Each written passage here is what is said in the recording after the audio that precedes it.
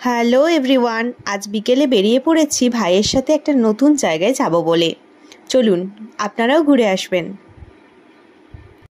আজ আমরা এসেছি হাওড়ার আমতার খড়িয়াপে অবস্থিত একটি রামকৃষ্ণ আশ্রমে। আপনারা এটি আসতে গেলে হাওড়া থেকে আমতা লোকাল ট্রেনে আসতে পারেন।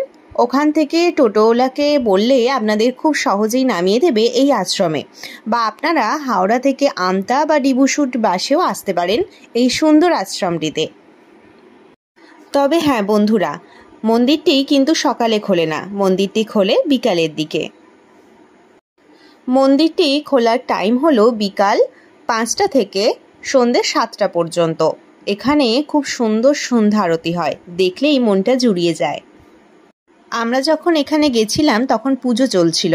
দেখতেই পাচ্ছেন এখানে পাশাপাশি দুই মাকে কত সুন্দরভাবে আরাধনা করা হয়েছে। এটি মূলত এই আশ্রমটিতে রামকৃষ্ণদেব, মা সারদা দেবী এবং স্বামী বিবেকানন্দের দর্শন আপনারা পেতে পারেন।